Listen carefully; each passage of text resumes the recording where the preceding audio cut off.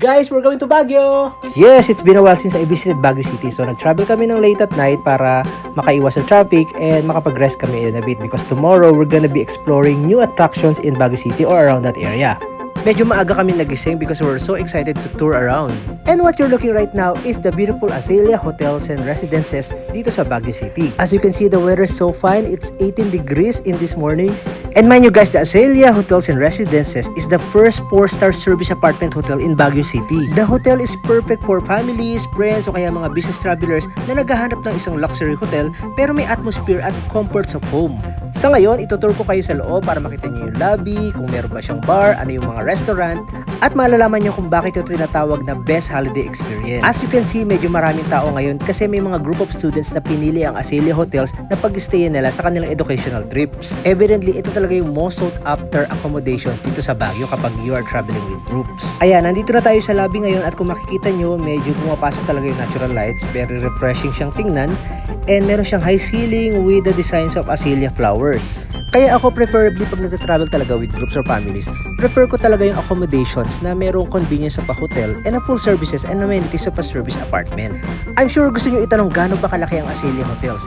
Well, meron itong 46 deluxe rooms, 17 one-bedroom, 33 two-bedroom, at 3 three-bedroom, all furnished with a fully functional kitchen and dining facility. Maya-maya makikita natin yun dahil papasok tayo sa mga rooms. Oh, by the way, sa tabi ng lobby, meron ditong 8 degrees lounge kung saan pwede kang mag-chill o order ka ng mga cocktail drinks o kaya naman makapag-meet with friends dito sa lobby. Siyempre, papalambasi ba namin to kaya nag-try kami ng 3 drinks. Ayan, pagbigyan nyo na kasi malamig naman sa Baguio eh. Charot.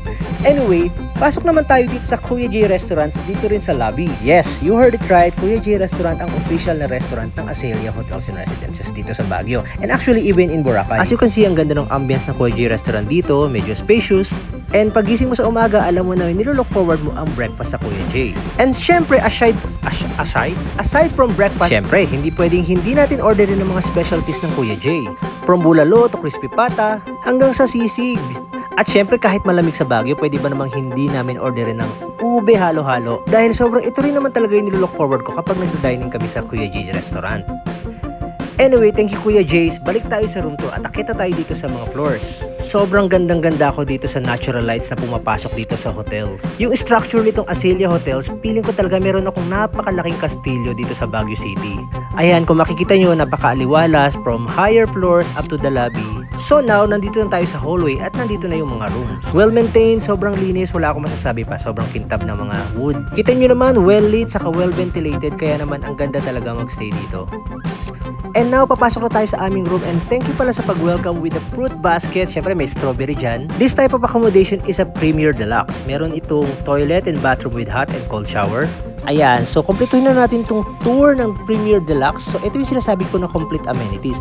Meron itong living room area with the sofa bed and flat screen TV, dining table, chairs and crockery, kitchen appliances and utensils. So pwede talaga magluto and syempre meron silang microwave. Kaya naman sobrang perfect talaga ito when you're traveling in groups. Dito sa Premier Deluxe meron itong queen size bed at single bed. Okay, para mas makita nyo, lawakan natin ng view. Ito yung pinaka-space niya. From here sa bed, ayan, hanggang doon sa pintuan. Sobrang spacious talaga. Actually, meron akong suggestion kung magbubuka dito sa Azalea, try mong i-select or mag-request ng view dito sa kanilang front. Napakaaliwalas ng kanilang surroundings. At itong sky view na to, sobrang Instagrammable. At kahit na nakatayo ka dito sa harap ng hotel, ma-appreciate mo talaga itong buong property. Okay, I talk too much. Ito naman yung 2-bedroom accommodation nila.